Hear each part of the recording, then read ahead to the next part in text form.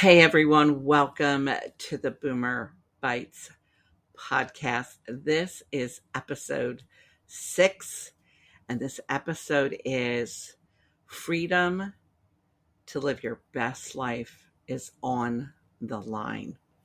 I don't often talk about politics. I don't usually I don't put it in my feeds. I don't put it on my social networks. I kind of keep it to myself, but I just feel so I feel so moved to share my opinions because I feel like there's a lot on the line right here in this next elections, and everyone has their perspective, and I just would like to share mine. And I feel like I come from a different place and perspective than most people do because I was not born here in the United States. So I'm going to kind of tell you my story a bit. My parents escaped from Hungary in 1956. I was just a baby. I was an infant. And the uprising started. My father was a student at the University of Budapest, and he was part of the uprising. My father did not want to live a communist life. And it was obvious, to fight them. It was, Russia coming in, and it was just, it wasn't feasible for this little country to go up against them is what it is. So if my dad stayed in Hungary, he would have been killed. There's no ifs, answer, but so him and my mother and me, them carrying me, they decided to escape from Hungary. And my mom was 21. I believe my dad was 25. I think he was 5 years older than my mom. And they had to walk almost 50 miles to get to the plane that would take them out of there. In that time, they were robbed of everything they owned. Their wedding rings, everything. They had a suitcase. Everything was taken from them. And they arrived in the United States. No language, no job, no home, no family, and an infant to take care of. I just can't even imagine that. They were so young. And my mom, 21 years old. Very, very, very courageous. Here's the thing. That's what they were willing to do, not to live in communism. I'm going to have to read from my notes because there's so much I want to say, and there's no way I can memorize all the information that I have collected in my head. But I feel very passionate about this, and I think that the perspective is skewed on communism and socialism. So the next time I went to Hungary, I was 18 years old. My grandmother, my father's mother, had not seen me since I was a baby. And it was a very interesting trip. I'd become an American brat. And I think my mom knew I needed to see where my roots were. And when I went to Hungary, soldiers on the streets with guns. I mean, I went to the mall. There were no soldiers with guns, and they in 1970. This was 1974. They were like so far behind the times. My aunt did not have hot running water in her home. She did not have a telephone. Me, I had a princess phone in my room, yet almost no one in my family had a phone. I did have an aunt who lived in an apartment, and she did have a telephone, but she couldn't call anyone because no one else had a phone. So that was a very eye-opening trip. And I've been back to Hungary multiple times since then. But here's the thing. Hungary was a communist country for 33 years. They didn't get to go in 4 years. We want to take a vote and not have this anymore. No, that's not the way it works. They were dominated. And honestly, I really don't know all of the history behind how that unraveled. But honestly, they unraveled from communism to socialism, which is just like one step down. Neither one of these, to me, are ideal. They look good on paper, but in reality, communism and socialism are really not joyful ways of living. The government is in control of everything. So, medical. People think, oh, I want medical. I want this, medical for everyone.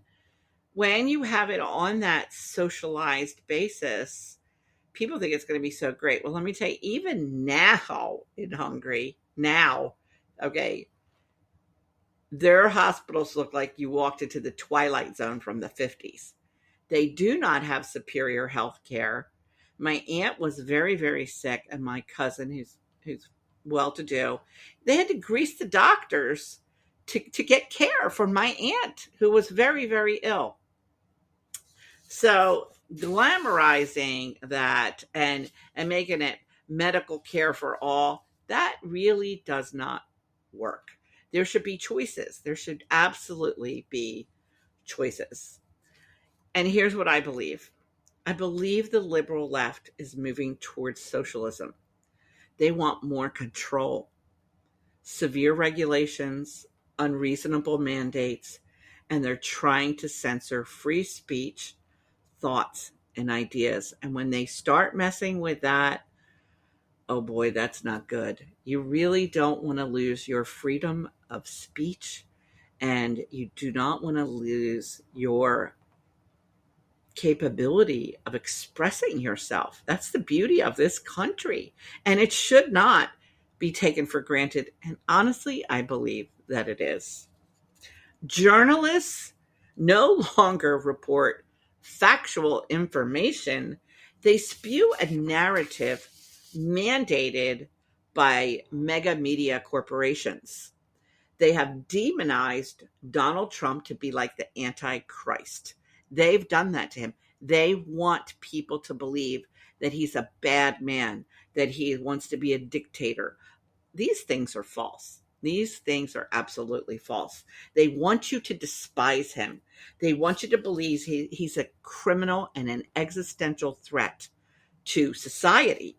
And they're working hard at this. They really have. And when you're watching CNN, MSNBC, all these channels, that becomes the facts of life, and no one's changing the channel. And that's just a little bit scary to me because they're not seeing another narrative to see if there's another side to the story. Because we all know there's two sides to a story. So the bogus lawfare that turned bookkeeping misdemeanors into a targeted federal crime and all the false accusations have not worked to prevent Trump from the presidency. I can't help but wonder who is behind these assassination attempts. There's also two BS impeachments and the J6 incident, which many believe were orchestrated by corrupt politicians on both sides. It was both Democrats and rhino Republicans. I'm going to say that because not everyone knows what a rhino is. They did everything in their power to ruin Trump. That's what they want. They want to ruin him. To they want to annihilate him, and they're going to great extremes to do that. They do not want Donald Trump to open Pandora's box because you know what? I believe there are very ugly secrets that nobody wants divulged, and that is on both sides of the aisle because Donald Trump is not a career politician. He is a businessman that came to the plate to help our country. And anyone who takes the time to research hardcore facts will see when Donald Trump was the president, our country was thriving. The border was under control. There were no wars. There was no inflation. And we were prospering as a country. And there was all this mayhem now. And there's All this money going to another country when our country needs it desperately. Just like Hungary, that's a little tiny country and they're going up against Russia. It's never going to pan out, and we're putting billions of dollars into this. It makes no sense. And then on top of that, the illegals coming into our country that just pouring in, they're getting food allowances, housing allowances, they're invading our cities, our towns. This is wrong. This is wrong. They can shut down the border. They choose not to. That's got to sink in. Look at what's happening. And the border, was so more managed well when Donald Trump was the president. Now it is grossly out of hand, and they keep pouring in constantly. How are all these people going to be cared for? This is going to come out of my pocket, your pocket, our kids' pockets. It's really something that needs to be really thought about carefully. Here's what I believe. Trump is a powerful negotiator. If you look at him and see from the time he was the president, he has changed. He is a different man because of our country. As he traveled through the United States doing these rallies, he was moved by the American people, and he's motivated by the American people. And he is feared by other countries. He is strong. He's got a backbone. He's not one to be contended with because he means business, and he took care of business when he was the president of the United States.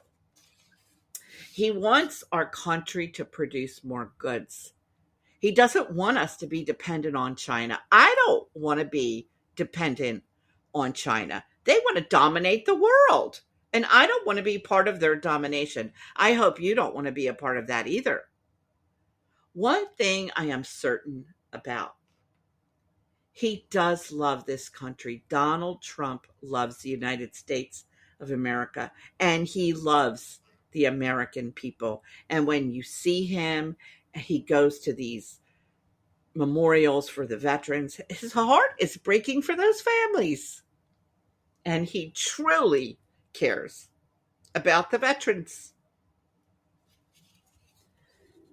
I get emotional because you know what? I feel bad that he's so demonized. It's wrong.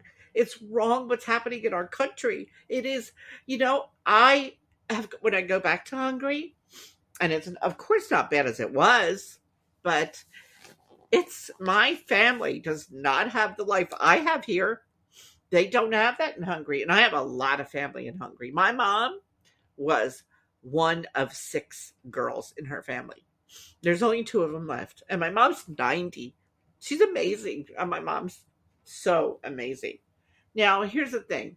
Robert Kennedy, he's behind Trump.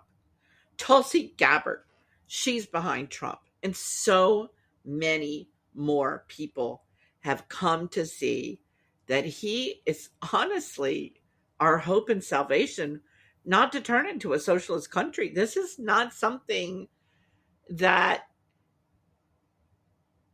will work. I think a lot of people believe it will work. Oh, they're going to do this for us, but it's all lies. And if you know anything about Cuba and how Cuba was during Castro's time, those people lived horrifically. I had a very good friend in Los Angeles, Armenia, and she told me the stories of how their lives were ruined by this man. They took everything, and the higher ups, they get it all. They get all of this. It doesn't filter down to the people. That is not the way it works. And you really need to investigate more. Go to another country, go to visit a socialist country, and then tell me how glamorous and great it is. Because I don't think people really understand truly what communism and socialism is really about. It looks, as I said, it looks good on paper, but it's terrible in real life. So we have a choice this election, and the choice is not just Democrats versus the Republicans. This is socialism versus free enterprise, freedom of speech, and the freedom to live your best life. So before you go and vote, please do some more research and go outside of your regular parameters. Many independents are on the fence, like, oh my gosh, we're not sure what we want to do. Go do research. Go do research of what's been taking place. Look at our country right now. The inflation, the cost of the grocery store. We have 3 bags and it was $110. The gas keeps going up and down and we've used our reserves. That's not good. That's really not good. So I urge you, please just do research. Don't take my word for it. Do the research and make sure that you know what it is you're voting for, because I just don't know what will happen to us if the other side wins and continues on the path that we're on, because it's just going to break. The money, they can't keep printing money like it's monopoly money. We won't make it. So please, please, please do the research, search your heart, ask friends, and do the right thing with making a conscientious choice in this very, very important election on November 2nd, 2024. Please vote. Your vote counts and it matters. Thanks. I appreciate you tuning in. I'm Augie Anderson, the host of the Boomer Bites podcast, and I really appreciate your support and tuning in. And I'm still learning. If you've seen any of my other podcasts, they might look goofy because I'm still learning all the mechanics and the technical aspects of producing. So I appreciate your patience and your love and your kindness. I'll see you in the next episode.